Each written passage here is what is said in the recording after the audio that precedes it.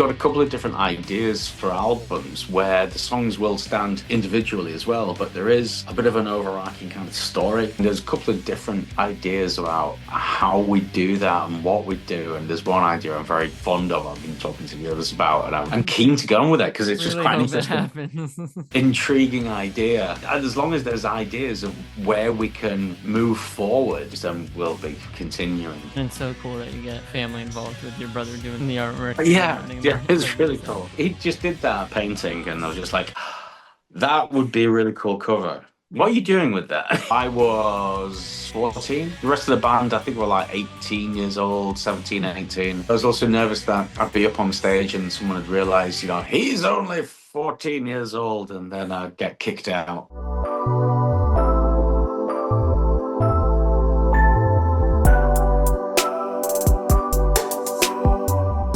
He's the vocalist and guitarist for this UK doom band who are set to release their album Projections on May 29th with the singles The Sun Never Fell and Truth in My Own out now. You may also know them from their song Devils.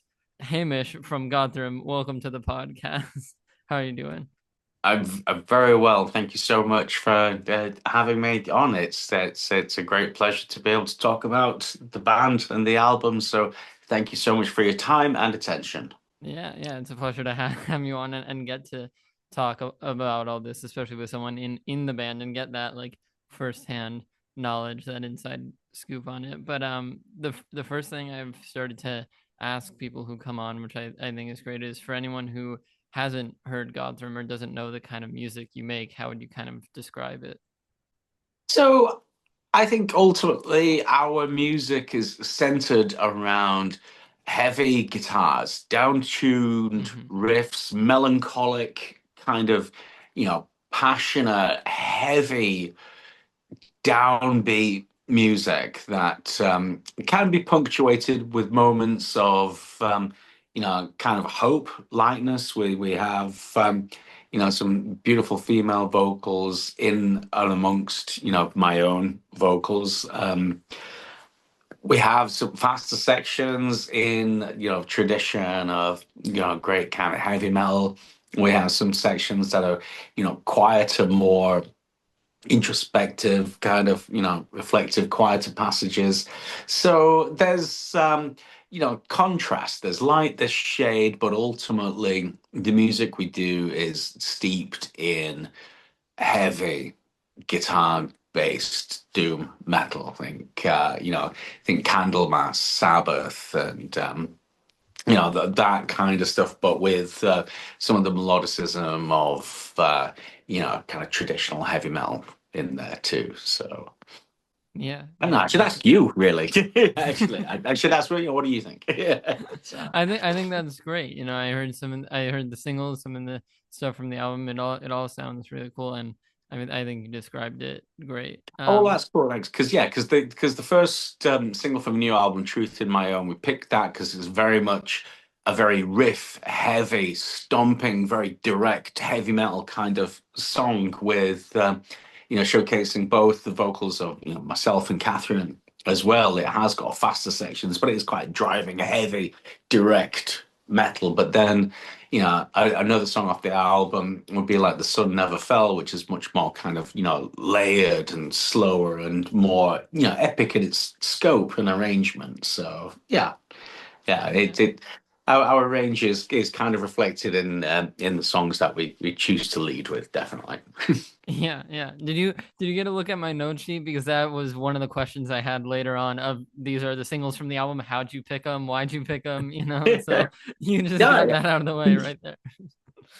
Apologies in advance for that, but it's a real no, consideration. There's no apologizing needed. That's great. It's awesome. But it's the kind of thought process I go through with, when doing an album like this, because it's ever increasing in the day and age now, where it's all social media, the directness, streaming, and being able to access everything. I mean, it can just it's great being able to go onto some streaming platform and then put a single song on, and then it can, flip from lots of different related songs, and sometimes it's quite easy to not necessarily stop and listen to a whole album at a time. Yeah. But yet, that is something we still put a lot of care and attention into. Running order of an album. I love listening to an album start to finish, and Same. considering what is going to be your kind of opening gambit on an album, the journey that it moves through, and just really considering the sequencing of that is still something that we as a band still feel quite passionately about. Yeah, yeah, absolutely. Well, and I'm so curious because you mentioned track list, which is one thing, and like ordering an album, but even beyond that, this album is the third in kind of like a trilogy of albums with reflections and distortions. So it fits into that kind of that trilogy and finishes the trilogy. But as much as it fits into that, what's unique about it, or what does this album have that those two others maybe didn't have? I think it's just in doing, in going ahead with the kind of the progression of these albums. This one was always going to be looking to the future, and looking to see where we can go with the music next. If the first album was very much looking at the past, where we've been, and a celebration of that, Distortions was mixing up in the here and now, the present of how we can push things further, how we can twist things up and just mix it up a bit. Projections was always looking to the future and always looking at you know the constant kind of quest for evolution and moving things forward, and not just wanting to kind of go over the same things as us beforehand. It's there's still very much room for the tradition of loving and respecting where you've been and incorporating that into the music, but also just mixing it up with more sounds. What can we do differently? What other sounds and influence can we bring into this album? And as a result, you get a song like Jules in there as well. There is more depth, diversity, and contrast within the album, and greater focus on Catherine's vocals, for instance, as Mm-hmm. she's grown in her confidence and contribution. And so even though it's not necessarily singing on more songs, it kind of feels like it in some ways, just because what she is doing is more of a real focal point on the album. So there's more collaboration on this album as more of a full cohesive band, and there's more voices heard as a result. Yeah, yeah, definitely. I forget exactly which song it was, but I remember vividly listening to one and hearing Catherine's vocals, and it felt very big and dramatic and grand. And so I get what you mean of like it's quality over quantity. She doesn't have to just Yeah. do put her vocals on more songs. It's like she's doing it at the right times and the right way, and bring her own Yeah, creativity to it. and with variation of herself. She's incredibly good at doing the kind of softer ethereal vocals, and doing a incredible harmony layer. She's got an amazing Mm-hmm. ear for harmony and composing harmony. But whilst we've got that within the album as well, it's also then got that really cool counterpoint of where then she'll also belt it out a lot more and actually just kind of sing out, and I think that's great. Yeah, yeah, awesome. And so you mentioned, bringing more voices in the collaboration on this, and you guys have a couple of collaborators on the album. How did those like come about? What made you guys decide, let's get these people here on these songs? Like, just take me into all those collaborations. So, I mean, the one unifying thing throughout all of them was that the songs were being written first and foremost, and then just thinking what would be the best thing we could do for the song to have it realized in the best way possible, and then we're just incredibly fortunate that we've got a handful of very dear friends that we can call upon for the different tasks in hand. So Endure My Skin was very much written with more of harsh vocals and death metal idea initially. And as the song progressed, we then realized we wanted different voices within that, within ourselves. Catherine and myself doing clean vocals and different kinds of vocals. Whereas at one point I thought I wanted to do a more harsh vocal all the way through, which we tried. We tried and recorded that, but the song demanded more variation and more voice. So we did other versions of the song, but still had the idea where we'd like a harsh death metal vocal, and then we're wanting something like that.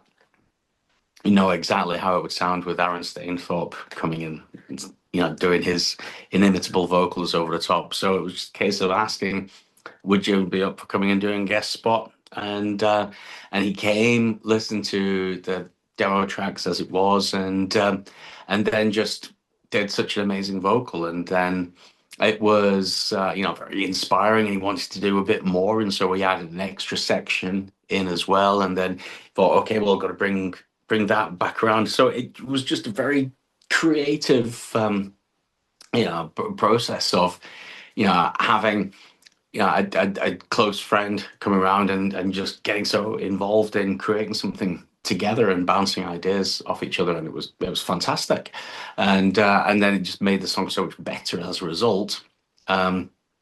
Trenches Deep, the other song where we've got guest vocalists in, we'd found ourselves going into a very different kind of territory musically, going off into a faster, more thrashier kind of sound. And we threw ourselves completely into it and thought, yeah, well, let's do this to its fullness. And if we're doing it, we're going to do it right. really do it right. And so asking Jay Walsh from Zentrix and AD Bailey, Hex English Dogs, to come and join in was as much just fun and enjoyment. Just like, say, guys, we're doing this song where we've gone a bit heavier, a bit faster, a bit thrashier. How would you fancy coming and doing some extra vocals? And they were each just like, yeah, well up for it.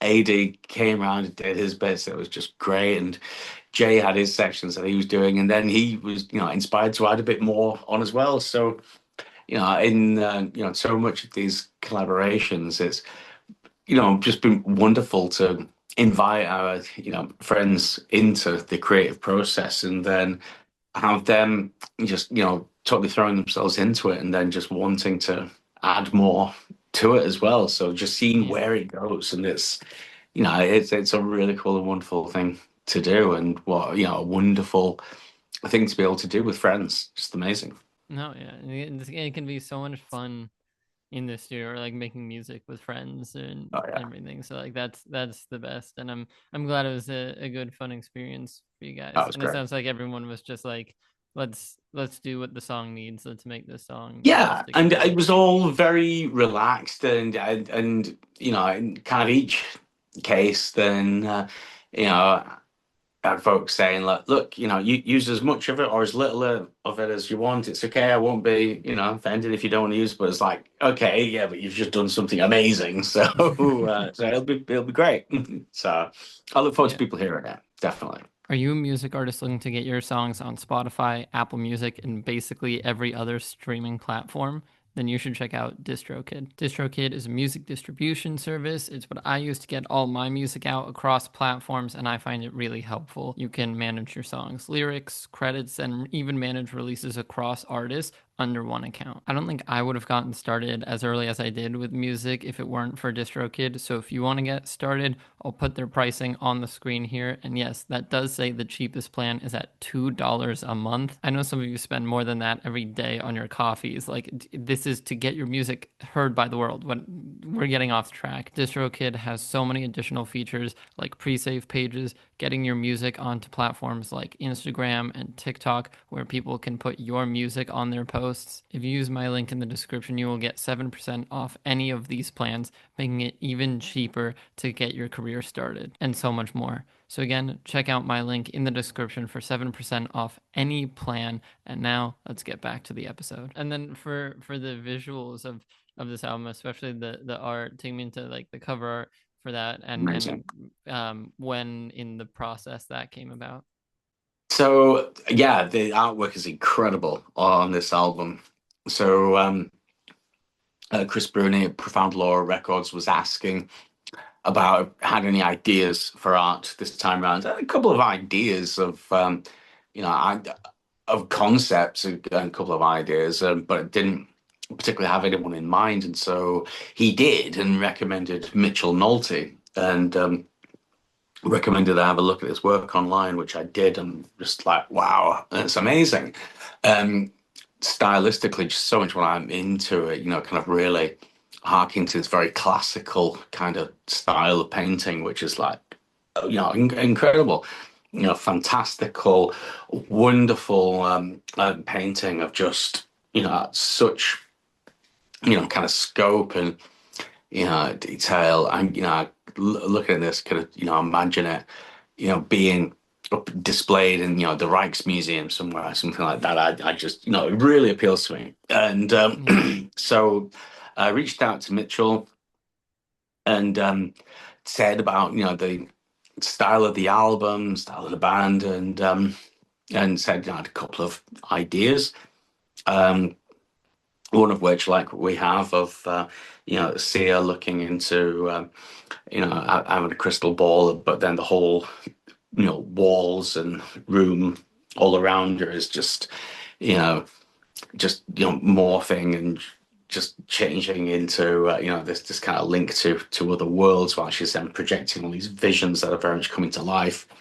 Um, and then another idea I had was of a woman looking out a bedroom window from, be it from some kind of nightmares, but then, that's is being projected onto the sky outside, whilst the clouds are becoming all tumultuous and tormented. And so I had a couple, these couple of different ideas, and there was a couple more which then Mitchell came up with himself, because he came back with these draft uh, pictures that were all amazing. And it was like, oh my God, any of these could be an amazing album cover. And they're just in, fairly, a fairly rough kind of format, but really quite realized even. So looking at these, and there was a great number of them that easily could have been album cover. And so then it was just, a vote put to the band, which one, and this was the one that won out. And then each time we sending progress of how it was going, and it was just, each time round, just thinking, God, this is just getting amazing. I mean, just what a just the depth and detail of the cover is Yeah. incredible, and all the way through, just thinking, this is going to look so cool when we do a vinyl. Yeah. That was a big part. So yeah. Yeah. And so is that, I'm guessing that's what you were just holding up, right? The vinyl of it. Yeah.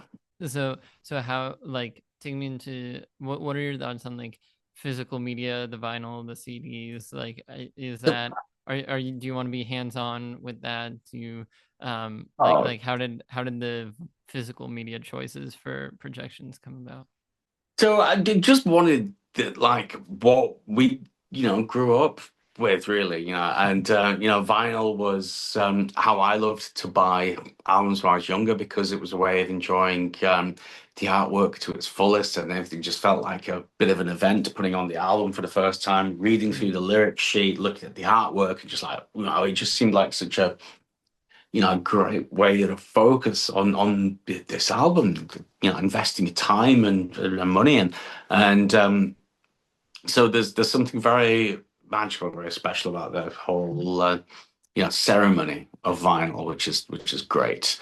And also, but then CDs are great too. That moving to CDs and then just having loads of CDs, and you know what a way of listening to music. So just incredible. The whole physical medium of enjoying music is such a tangible thing that just I just love totally. It's I still love buying albums, and Yeah. it's just amazing. On occasion, though, I mean, I will, um, at times check things out in advance on streaming, and then take the Yeah. plunge and buy the album afterwards. And I mean, but then I also at times will, buy, you know, vinyls as well, just knowing that I'll listen to the digital version, but just to then have the vinyl Just to copy have it. too. Yeah. It's and that's just it now. And we consume and enjoy music in so many different ways, and that's great. I listen to so much in the car and in traveling, and vinyl doesn't really suit that. Yeah. It's there's very few record decks in cars, and with Yeah. good reason. Um, but that's just great because you can listen to so much in so many different ways, and it's incredible. It's on one hand so amazing the sheer scope of how much music is very readily accessible now, but also the flip side of that is that because it is so accessible, and sometimes there's so much competing for your attention, and you know, trying to then hold on to someone's attention for a whole album. I totally appreciate it. It becomes more difficult as time goes on. Oh yeah, definitely. And So I'm it's very grateful for those who do listen to do check us out on our album. It's greatly appreciated because totally get it. It's a busy old world out there. yeah, yeah. Well, there's a lot going on, and especially with just like shorter things. I've seen, I think it was earlier this year. I saw some album that was like enough tracks, I guess, to make it an album. I think it was like 8 tracks, but only like 26 minutes or something because they were like all super short songs. Um, And so, but that's a, a segue into me saying that that's pretty much the opposite of what you guys do because you guys craft it these is, like but very. Oh yeah, go ahead. no, you're quite right. It is then, the thing. So what we kind of do at times where we find ourselves much more having to try and apply the discipline of trying to keep to shorter run times where possible, and part of that is trying to have apply a bit of kind of discipline and self editing to creating. Um, Weirdly, it can be quite easy sometimes to just then kind of run onto vast sprawling songs, and sometimes Mhm. can be really really cool as long as you kind of holding the kind of inspiration and the attention to kind of do so. It can be as equally challenging just try and write shorter songs as well, and try and you know keep yourself edited to like a single album, which we really wanted to do this time round as well. So Yeah, yeah. it's Well, yeah, I think that's a pretty good. I was gonna ask, with these longer songs, just what that creative process looks like, or holding someone's attention, and I think you kind of answered it there of just being mindful of it and um not pushing anything in either direction of too short or too long, just yeah. like going with the Well, flow that's and it. Let the seeing how songs it be goes. everything that they kind of can be. I was fortunate to spend a good bit of time working with, Greg from Paradise Lost, and certainly always appreciate and admire his approach to songwriting, and so I think that's really really cool. Awesome. Yeah, yeah. And with in terms of like writing with the band, working with the band, you and Shaun were also bandmates previously in My Dying Bride for a Yes. while. How did that history working with Shaun specifically help you guys coming into this band? It's just great. Me and Shaun have been working together on and off for in the region of about 30 years, even before we were in My Darren Bride together, and we did, I think, the three albums together in My Darren Bride in two different periods of time. And so, a lot of history and experience there. And before that, we were in a band Solstice together, and we'd also jammed on other projects together at various time points. So we've played a lot together over the years, and so we've got a very good work relationship, and it's a real kind of ease of connection for when we're playing songs and just kind of really know each other's playing so very, very well. So it can almost kind of really anticipate, what the other's going to be doing next, and can really rely on John to kind of really know what the song needs. And it's amazing. And it's a very fortunate situation, but it is one that is, cultivated from many years of working so closely together, which is Yeah. ace. that's, that's awesome. And Weirdly enough, actually, I was reminded recently about how back in the 90s was the first time when me, Shaun, and Catherine had spoken about doing a band together with her on vocals back then, which we never did back at the time. So now getting to do it's it so funny many how years all these later. things come around eventually Yeah, and totally. happen.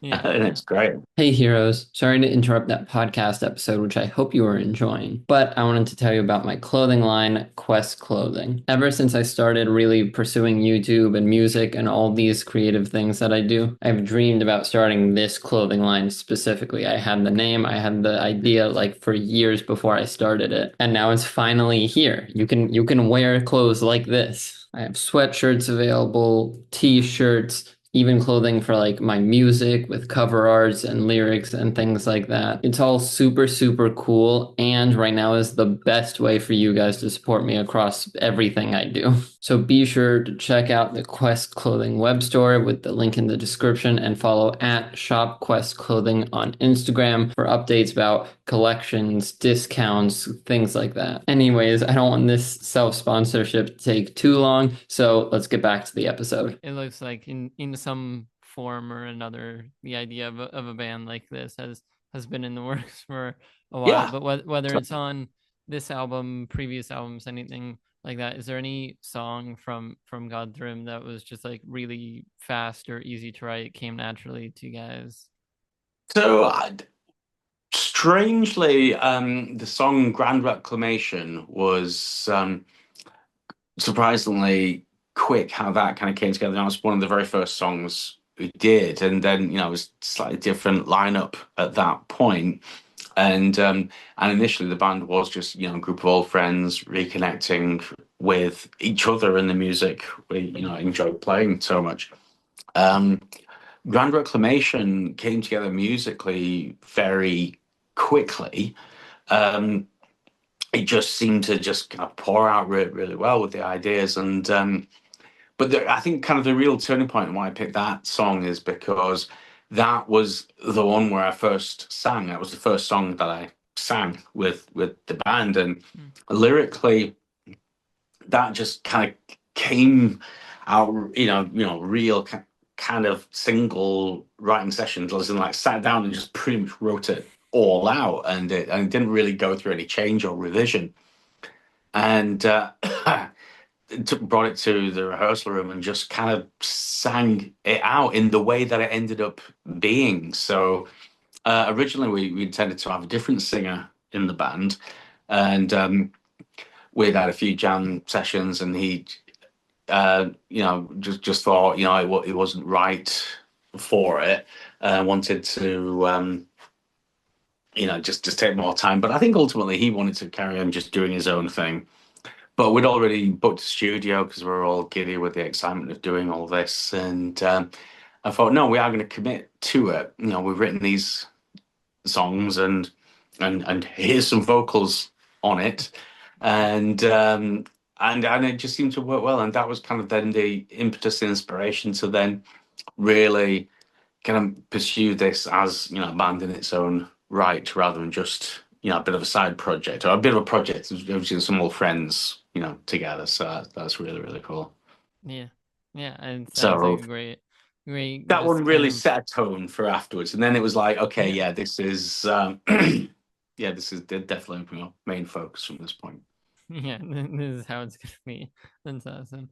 And on the opposite end of that, is there any song that just took a while or like went through a bunch of revisions, things like that? Oh yeah, there are a couple.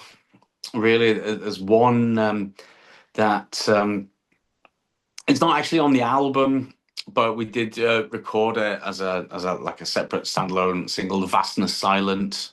That went through a few different sets of vocal styles, and that just I really like the riffs on it, but stylistically it's slightly different. That was written at a time when we were trying to move from just the kind of straight doom sound and wanted to mix things up a bit. And I think that it had some cool strong riffs in there, but vocally that took a lot of work to come up with sort of lyrics and vocals that did the song kind of justice. So that felt like we worked on that a lot. We re-recorded it like 3 times over before we ended up with the version that well, even now then Catherine's still not too happy with it anyway. So that one definitely went through a lot, and I think that's kind of why it never turned up on an album. But it's a cool collection of riffs, and it's nice having it just out on its own, really. Yeah, it doesn't that it got out somehow. it doesn't have to play well with others. It's fine. It can be its own thing. But I still like it.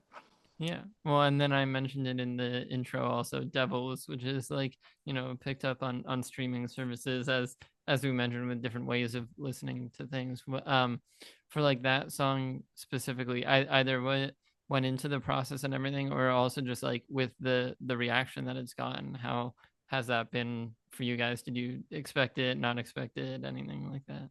That's great song. I think that song is very much on the side of our sonic palette, which is just very riffy, driving kind of songs, and that's one of the oldest songs that we've got in our repertoire. And I wrote the kind of original version of that long before Godthrymm was even a thing. So it was a song I'd written 20 plus years ago, but never really knowing it was not really suited for the stuff I was doing at the time, and thought, it'd be cool to do something different, a bit more kind of a straight rock thing. It was in a different tuning at that point, different kind of guitar tones, and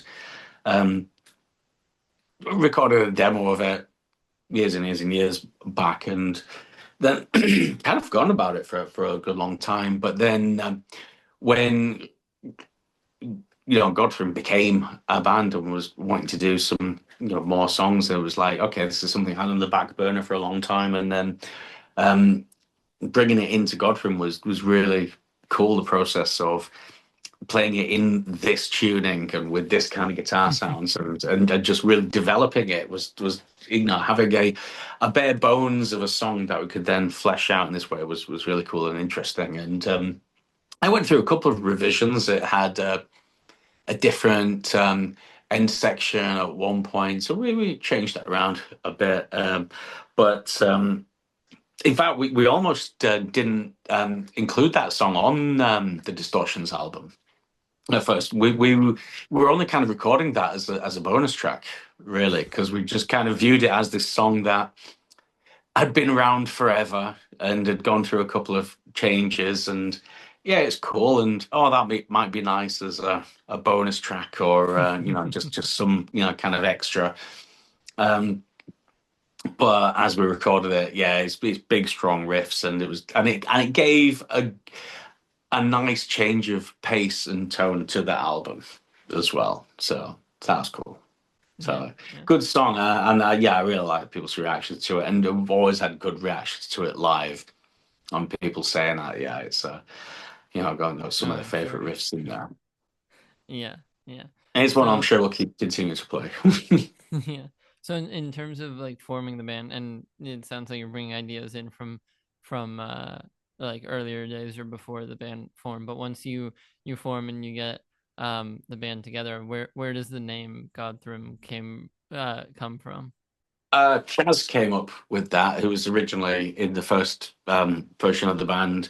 And at that point in time, we just needed a name, and so didn't think too much to it at that point, other than saying we want it to be a one word name. There's very few of those around for bands looking for a one-word name. Turns out death has already been used, and but no, loads of stuff like that already. It's hard. It's hard coming up with a Yeah. name. So then he came up with Godthrymm, which then like kind of literally meaning like divine majesty, and it was just like taking Thrym, old runic word, and just stitching it together with God, so Godthrymm. And at that point in time, my only questions were, has it been used before? No. Okay, good. We can do that. Is the domain name available? Yes. Cool. All right. There we go. So that was it. And That's didn't about really all think you too much. need in these days. That's all I thought about. Can we make a website out of it? And then not at that point was I ever thinking, okay, are we going to get called Godrhythm, repeatedly afterwards? Didn't think about that, no. So that crops up, but then at time when the band started, it was a kind of different beast to what it became. It was as time went on, that the band demanded that the evolution and the progression that came with it, and I'm perfectly happy with the name now. I love the artwork that we get. I love the sigil that Chris Casket designed, as in that I think is incredibly cool. I've always loved that. And so yeah, Godthrymm. Yeah, Godthrymm. That'll do. Yeah, exactly. And you guys have really embraced it, put the branding around it with that sigil, like you mentioned, just the Yeah. font or the text logo, so Yeah, big it all thanks comes to Chris together into Casket. this Absolutely, record. big thanks to Chris Casket for that. What a great guy, and his contribution for that is always greatly appreciated. Yeah, awesome. And so now getting a bit more into like you as a musician, you as a person, beyond Godthrymm, going back to those early days, the vinyl that you were talking about, like loving to buy and just go through. What were what was your first experience with music like? What made you start enjoying music? Anything like that? So grew up in a very musical household. So my parents love music. My dad plays music, so he was had guitars in the house. So I was always exposed to music from an early age, and just traveling in the cars with my parents on journeys, visiting family or going to places, and always music in the car, and then would start asking for certain things to be played again. And so I think that was kind of it. At that point, would be English folk music, Fairport Convention, stuff like that, or stuff. My mum loved the Beatles, and it was a bit of a mix of stuff, and then a great record collection at home that I could spend a lot of time with, and finding things that I fell in love with, the band Free, for instance, and then as soon as I found an old copy of Paranoid, Black Sabbath, and was like, oh, that What was is this? that was a big that was a big revelatory moment, definitely. And then started asking my folks to get me particular albums and stuff, and so my dad used to get albums from the library. You could borrow like rent them, yeah. albums. That was it, and then like tapes of vinyl albums back then. Even though it was killing home music, of course. But yeah, at that point in time, yeah, just listening to what I could, and then finding a whole world of girls' school, Iron Maiden, and just I went away from there, and then friends with older kids at school and stuff who would help point me in the direction of comics to read and music to listen to. And so just I would was the young guy who was wanting to kind of learn from the older kids, and so that was the pattern for a long, long time until I became one of the older ones. Yeah. And now you can guide the young ones around too. Yeah, I'm still the youngest in the band, though, so Yeah, that's there you cool. um yeah, awesome. Well, and so did that kind of spark the love for music, and it was like, this is what I want to do, or were there any other possible like careers, dreams as a kid? So I think as soon as develop a love for music, part of that whole dream, incorporated actually doing it as well. So I think as soon as I was appreciating guitar music, wanting to play guitar as well, um, acting was also a big thing. So I mean, creative stuff has always been, a passion.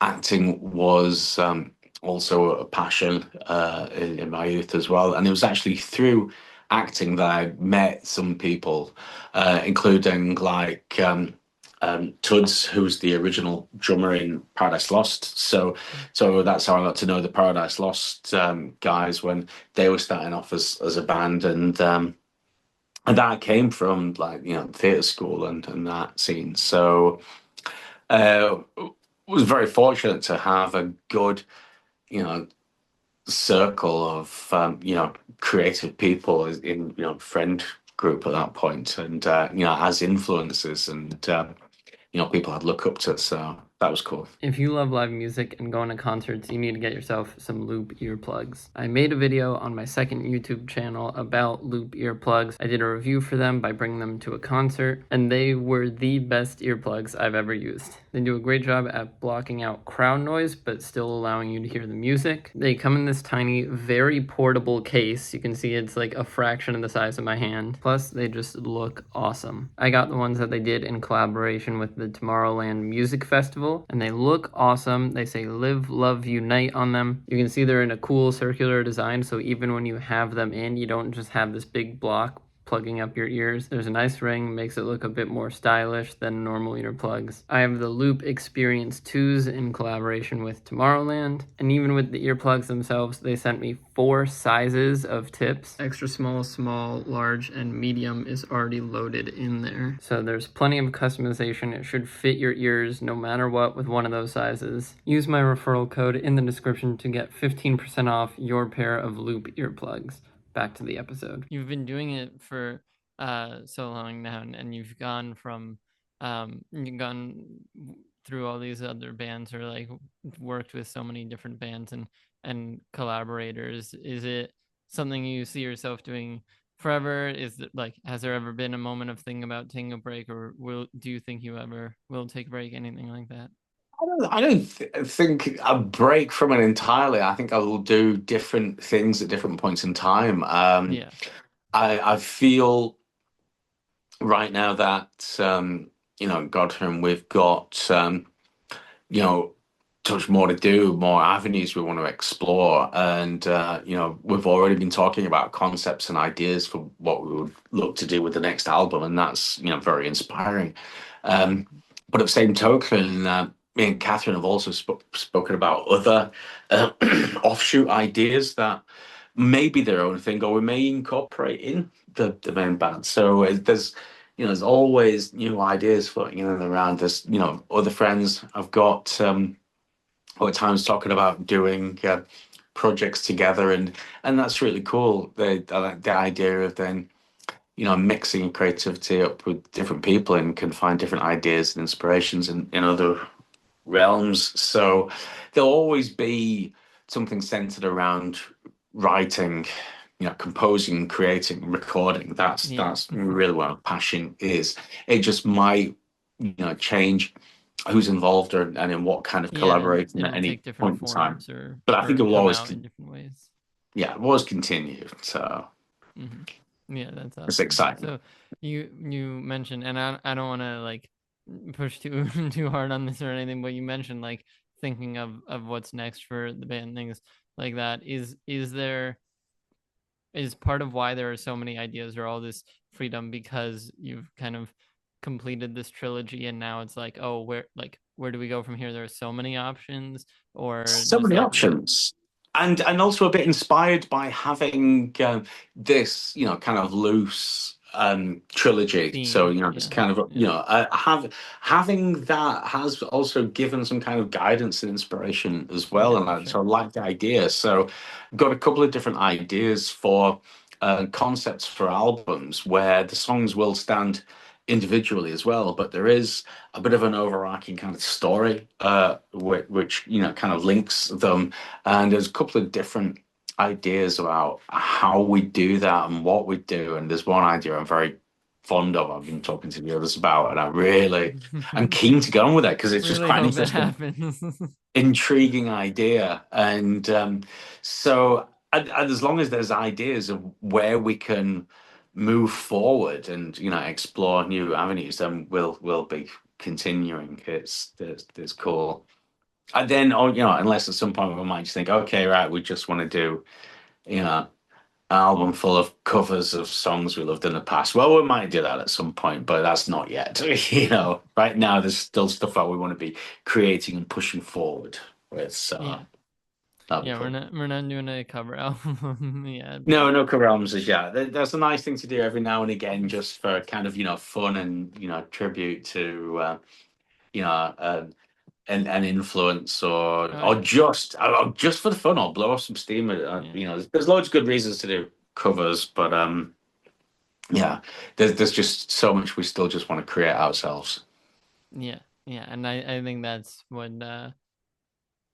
I mean, I don't know. I feel bad saying this, but I feel like that's what's more important in the world of Yeah, like original yeah, yeah, creativity, sharing your own style. And then once people know that, you can go into like what inspired you in the first place, or definitely. things like that. Yeah. For in terms of Godthrymm, because you have all these albums and all this music. Now, is there one kind of more like deep cut song, like lesser known song that you think should get more attention or people should go listen to? I think um, well, because the new album's just about to come out, so people need to check it out, listen to it, and Yeah. that's the main thing.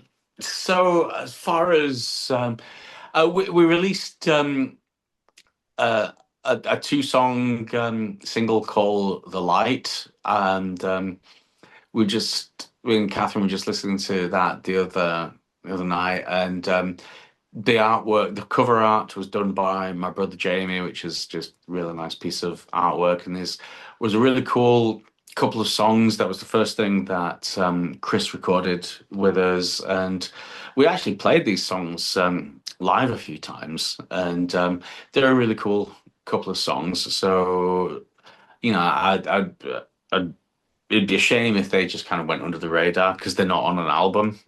But yeah, "The Light" and "A Promise" are the two songs. They can hear them on streaming. They're there. They're just not on an album.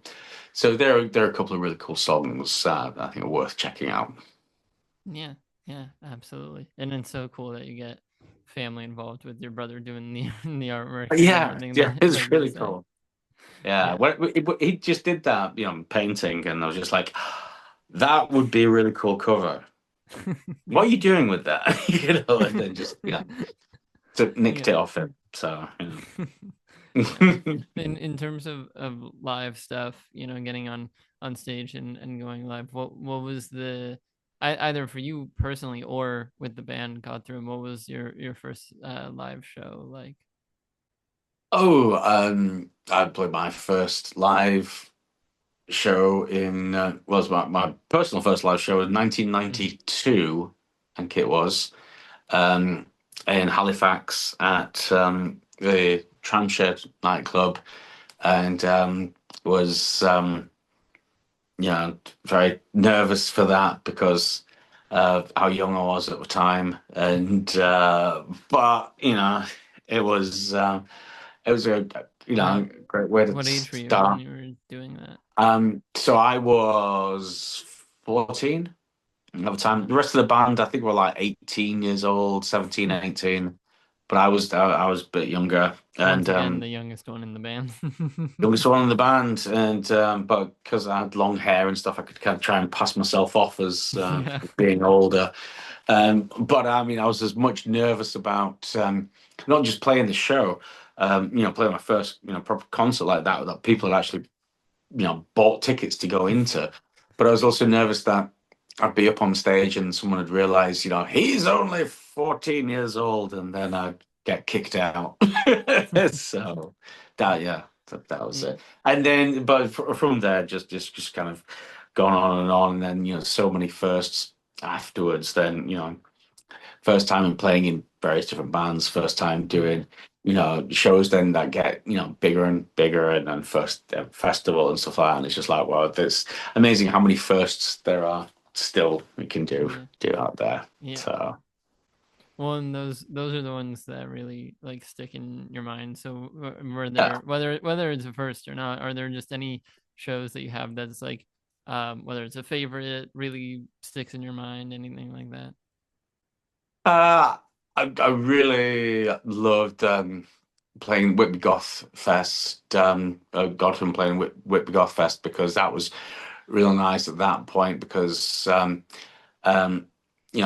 really liked what the band had become at this point, and then again playing on such a bigger stage and event like that again was really really nice, and the whole weekend, whole process of that was just great. The whole band and our respective other halves staying in cottage together in Whitby to play at this wonderful festival, and it was a very special time as well. And so it was combining such a great big show with the lineup as it was solidified at that point, but also with our loved ones with us as well, and spending time with us all together as a group of friends as much as a group of musicians. It was very special. Yeah, it sounds like it, and it sounds great. Going forward, do you have any bucket list or like dream venues or festivals that you want to play? I would just love to get back out into the summer festival season once again, and just have the opportunity to play as many shows to as many people as possible. So have reach out with our music and see what connections we make. I'd love that. I'd love to return to the States. I'd love to be back out in Scandinavia. So I've just been very fortunate to play so many different places over the years. Just love to be out with our music, and then I'd share it with people once again. Yeah, that's the best part, actually connecting with other people over music. Back to the whole collaboration thing and like making music with friends. It's just that again, it's connecting with people over music in a different way. Yeah. As someone who's been in like multiple bands, had a long career in music, what like tips or advice would you give to this kind of next generation of musicians and people coming up? So just be clear about what you want to do, and your expectations of the people that you're working with, and yourselves, and just know that you're going to be spending so much time with people that you're in a band with. It's more like in a relationship than just a friendship.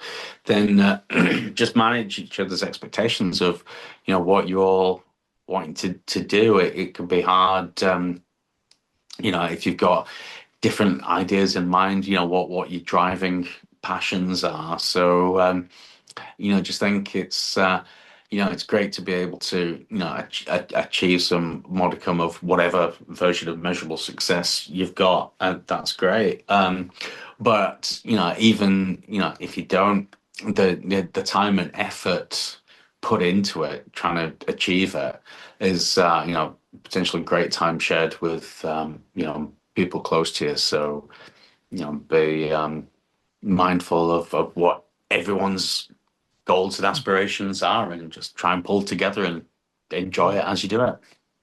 Yeah. I mean, there are plenty of just like jam bands who just get together and Yeah, play whatever and that's or cool. have jam sessions. Yeah.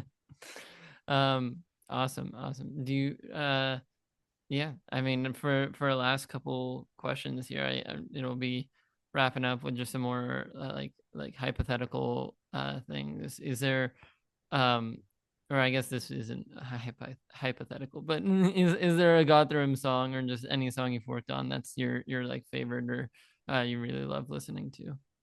I always love the song "Follow Me" off Distortions. I think that's you know, a piece of work I'm very, very proud of. I think there's a lot in that song.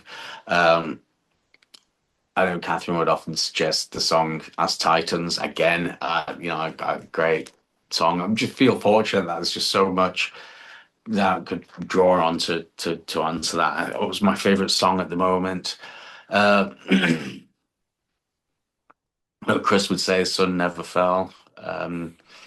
This is just great. That you know, there's a few we could pull on there. As Titans is probably, I guess, our definitive song. As in, if someone had not heard us and wanted to know what we do, play As Titans. Yeah, that pretty much covers us.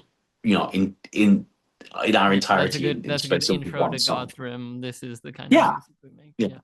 Awesome. yeah. Even though "Follow Me" has got some of my favorite music in it. So yeah.